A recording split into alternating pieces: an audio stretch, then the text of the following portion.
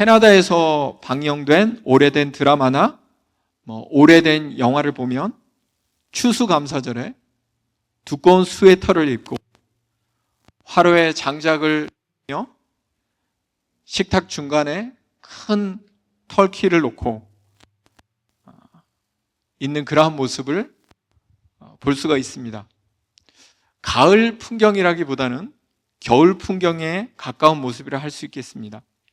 그런데 요즘은 예전처럼 날씨가 춥지 않아서 그런 풍경을 보기가 쉽지 않은 것 같습니다 라고 제가 설교 원고를 썼는데 오늘 아침에 눈이 오네요. 안 추울 거를 생각하고 안 춥다고 딱 얘기를 했더니 캘거리 날씨가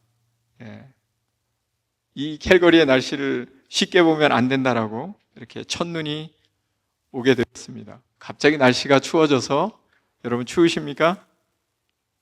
누군가는 목사님 너무 추워요 라고 얘기할 겁니다. 하지만 누군가는 아니 이거는 추운 게 아닙니다 라고 얘기할 겁니다. 영하 20도에도 반바지 입고 다니는 학생들을 볼 수 있듯이 사실 우리가 느끼는 추위, 어려움, 문제는 매우 상대적이다라는 것을 알아야 합니다. 누군가는 죽을 만큼 힘들다, 어렵다라고 얘기하겠지만 똑같은 것을 보고도 그 누군가는 이 정도는 정말 아무것도 아닙니다 라고 얘기합니다. 오늘 추수감사절을 맞아서 여러분 감사가 넘치십니까? 누군가는 아유 경기가 안 좋아서 내 삶에 너무 힘든 일이 많아서 감사보다 걱정이 더 많습니다 할 수도 있지만 다 다르지만 그러나 우리가 감사로 살아갈 수 있기를 간절히 소망합니다. 하나님이 우리가 그렇게 살기를 원합니다. 하나님이 우리가 어려움을 이기고 어려움 때문에 지쳐하고 힘들어 하는 모습으로 있기보다 그 어려움을 이겨내는 모습으로 살기를 원하십니다. 우리가 항상 기뻐하고 범사에 감사하며 모든 일에 기도와 간구로 하나님 앞에 나아가기를 하나님이 원하십니다. 오늘 말씀을 통해서 문제를 이기고 어려움을 이기고 회복의 길로 늘 나아가는 여러분 모두가 되실 수 있길 바랍니다. 오늘 성경 본문은 이스라엘 백성들을 향해서 여호와께로 돌아오라 이렇게 얘기합니다. 왜 돌아오라고 할까요? 하나님을 떠났기 때문입니다.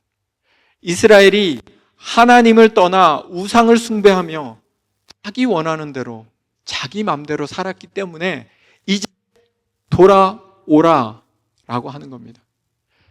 역사적으로 볼 때 지금 이 시기가 어떤 시기냐? 이미 북이스라엘이 아수르라는 나라에 멸망을 당했고 남유다도 바벨론의 멸망을 당하기 직전인 그러한 위기 상황입니다. 그런데 그 상황에서 이제 다시 살아날 길을 하나님이 주시고자 하시는 겁니다.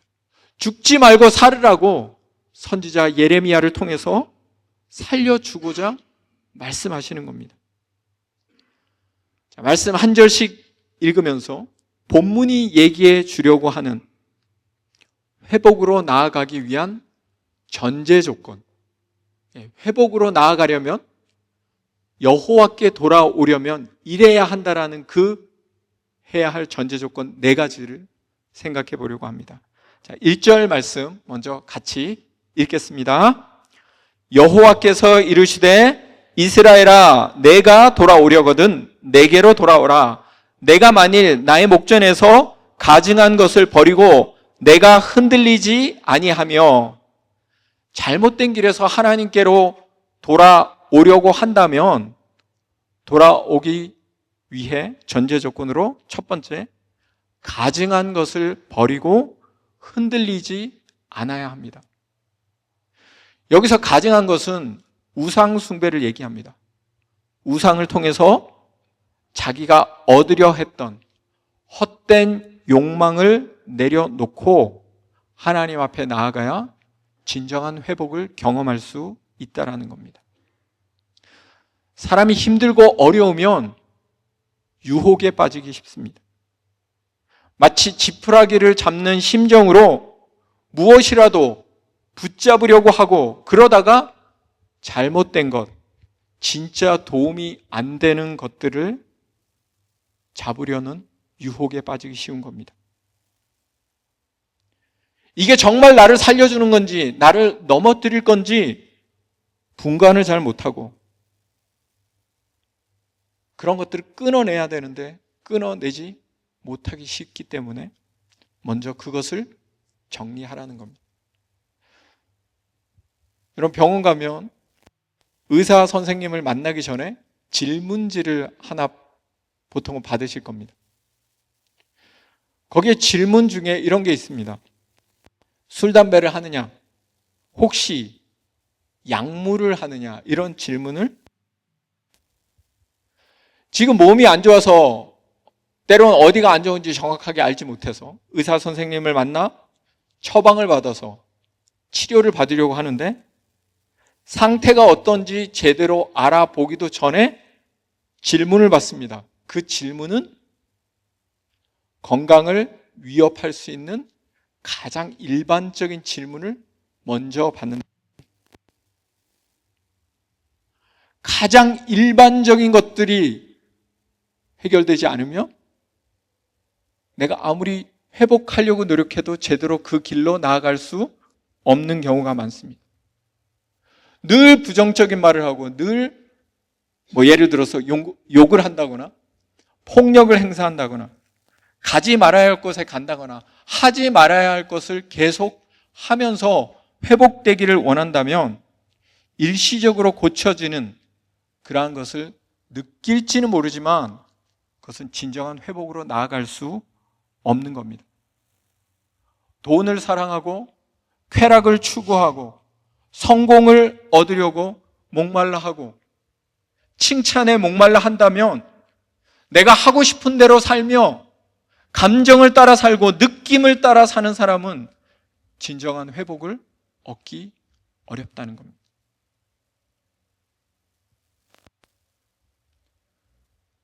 좋은 습관을 가지십시오. 작은 것 같아도 좋은 습관을 가져야 합니다. 나를 진정으로 살리는 그러한 모습이 있어야 되는 겁니다.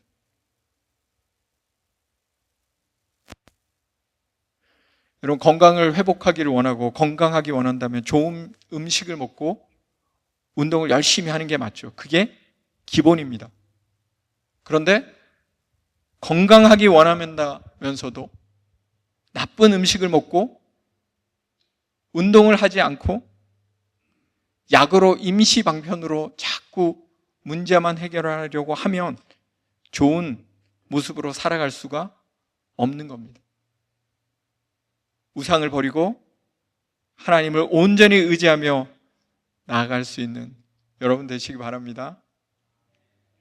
계속해서 어떻게 잘못된 길에서 회복으로 나아갈 수 있는지 우리 본문 2절 말씀 같이 읽겠습니다. 진실과 정의와 공의로 여호와의 삶을 두고 맹세하면 나라들이 나로 말미암아 스스로 복을 빌며 나로 말미암아 자랑하리라.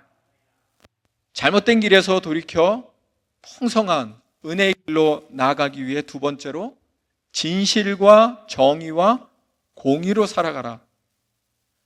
그러한 여호와를 의지하는 삶을 살겠다라는 결단을 해야 되는 겁니다. 거짓으로 맹세하고 진실한 마음이 아닌 잘못된 마음으로 살지 않아야 한다는 거죠. 하나님 어떤 하나님이십니까? 의로운 하나님이십니다. 불법을 하시는 분이 아니십니다. 그래서 하나님은 우리에게 불법을 하라고 강요하지도 않습니다. 우리가 어떤 상황에서도 의롭게 살기를 원하십니다. 잠깐의 이익 때문에 불법을 따른다면 사실 그런 게 나중에 올무가 될 수 있습니다. 그게 내 발목을 잡아서 회복의 길이 아니라 결국 절망의 길로 나를 이끌어 가게 된다는 겁니다. 진짜 살려면, 회복하려면 정의와 진실과 공의를 따르는 삶을 살아야 한다는 거죠. 조금만 거짓말하면 더 많은 돈을 벌 수 있는 길이 있습니다. 조금만 말을 바꾸면 저 사람은 아주 나쁜 사람이 되고 나는 아주 좋은 사람이 되는 길이 많습니다. 조금만 그럴듯하게 포장하면 내 죄가 숨겨지고 내가 참 괜찮은 사람인 것처럼, 훌륭한 사람인 것처럼 보이게 할 수 있습니다. 그러나 거짓은, 왜곡은, 포장은 결코 나를 살리는 길이 아닙니다. 내 잘못을 인정하고 내 부족함을 드러내고 하나님을 붙잡는 것이 우리 모두를 회복케 하는 길입니다. 왜 한국교회가 이렇게 됐죠? 교회를 위한다면서, 하나님을 위한다면서 너무나 많은 불법을 쉬쉬 하면서 그냥 넘겼습니다. 교회는 부정을 감추고 성장을 부풀리고 목사들의 추악한 모습을 아름답게 포장해서 없는 것처럼 오랫동안 숨겼는데 이제는 더 이상 숨길 수 없고 다 드러나고 다 까발려지니 이렇게 된 것입니다. 우리가 어떻게 완전할 수 있겠습니까? 우리가 너무나 부족하지만, 너무나 연약하지만 의롭게 살려고 발버둥 치는 그 모습이 바로 우리의 온전함이라는 겁니다. 의를 향해 거룩하게 살겠다는 그 결심이 우리를 거룩의 길로 나아가게 하는 겁니다.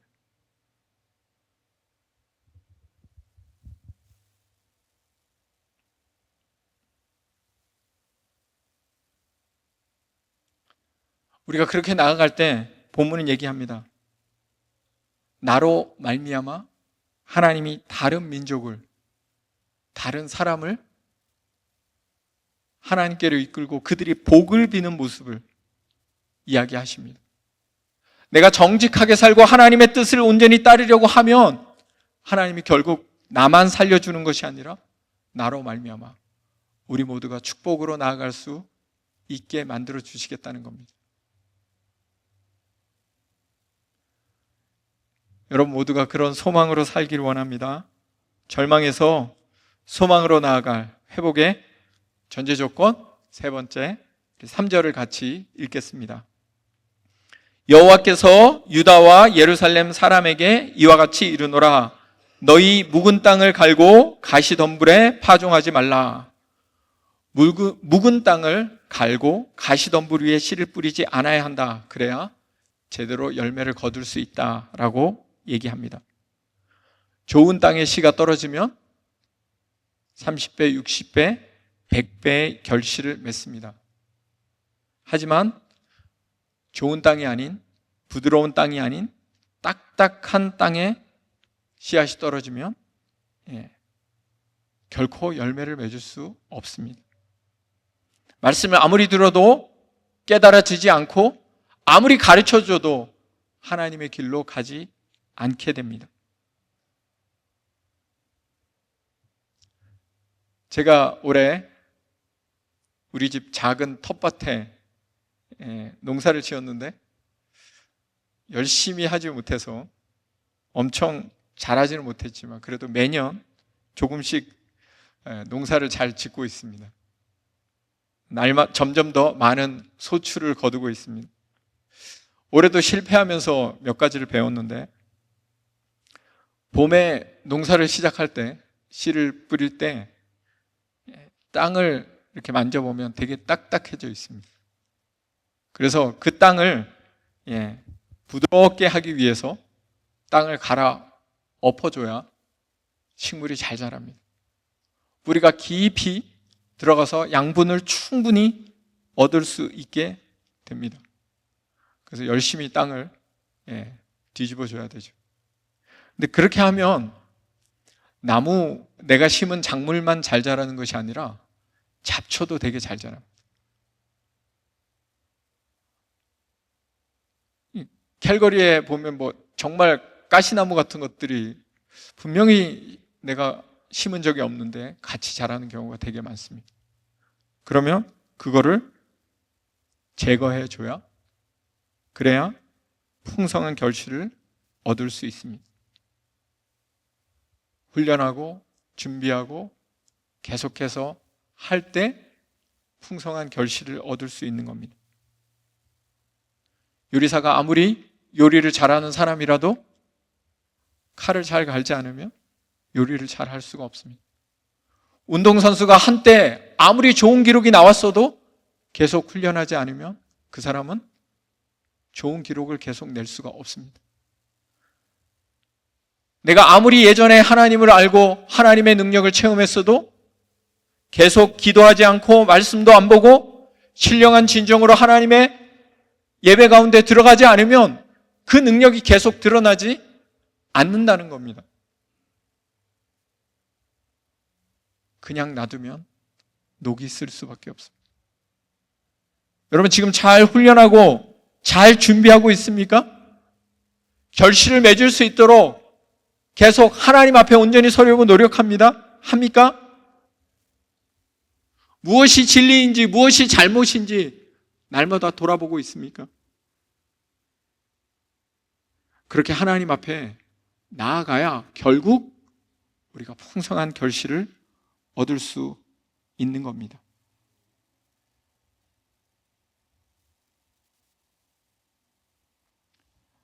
마지막 4절, 회복으로 나아가기 위한 전제 조건 네 번째를 알아보겠습니다. 같이 읽겠습니다.